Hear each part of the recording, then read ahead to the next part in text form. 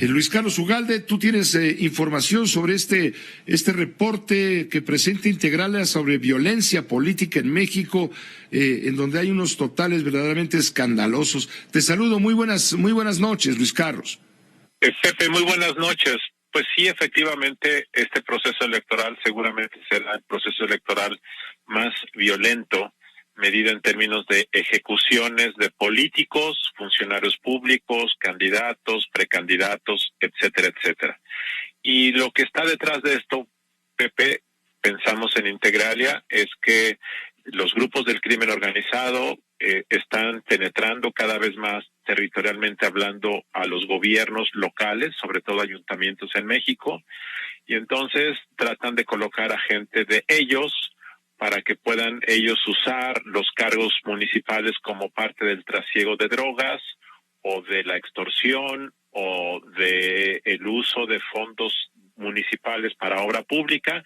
Y entonces, en este proceso en donde actualmente están en campaña para ser candidatos, es que el crimen organizado amenaza, extorsiona, presiona, y una de las consecuencias es las ejecuciones, los amedrantamientos, amenazas, violencia. Estamos viendo que en tu recuento de Integralia, en este reporte de violencia política, estamos hablando de funcionarios municipales, activistas, funcionarios federales, estatales, aspirantes a cargos de elección popular, periodistas, líderes partidistas, expresidentes municipales, legisladores, jueces, presidentes municipales, como el caso de como los que hemos narrado recientemente, el de Oaxaca, en la zona del Istmo de Tehuantepec, 2 funcionarios de fiscalías locales, 12 en otros ámbitos de la política. Es una violencia exultante.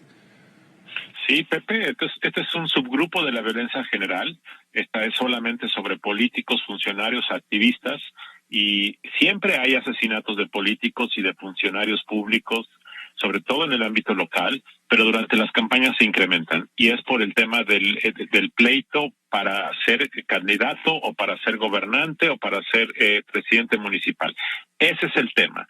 En 2018 había sido un proceso electoral violento, pero pensamos que por las cifras que van reportadas hasta ahora, 64 asesinatos hasta la semana pasada, pero hubo 88 intentos, de los cuales 64 resultaron muertos, pero el resto, 24, resultaron con heridas. Entonces, el número real son 84 atentados, de los cuales 64 fueron finalmente cumplidos con la muerte. Bueno, súmale 65 con el de hoy, ¿no? Con probablemente cerca de 200 asesinatos políticos. Pues es un ambiente poco propicio para la democracia, ¿no crees? Así es. Creo que el fenómeno más grave no es esta violencia, que lo es, sino es un fenómeno como la humedad, en donde el crimen organizado está controlando territorialmente a muchos gobiernos locales en México. Es algo que no se ve, pero se siente. Es algo que cuando se sale de control surge esta violencia, pero aunque no hubiese asesinatos políticos, el tema es que el crimen organizado ya está controlando muchos municipios en México, en algunas entidades del país, quizá más de la mitad de los gobiernos municipales son presa del crimen organizado.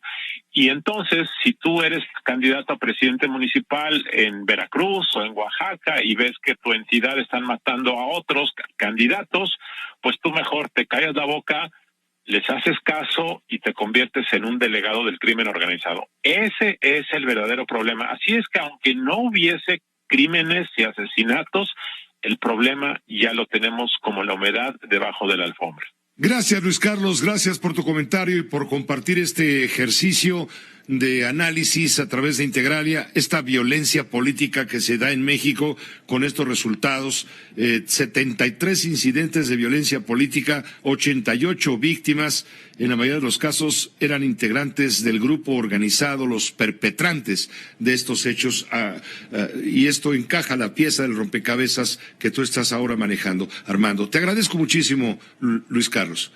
Gracias, Pepe. Buenas noches. Gracias, muy buenas noches. El doctor Luis Carlos Ugalde, director general precisamente de Integralia. Esta fue una producción de Grupo Fórmula. Encuentra más contenido como este en radioformula.mx.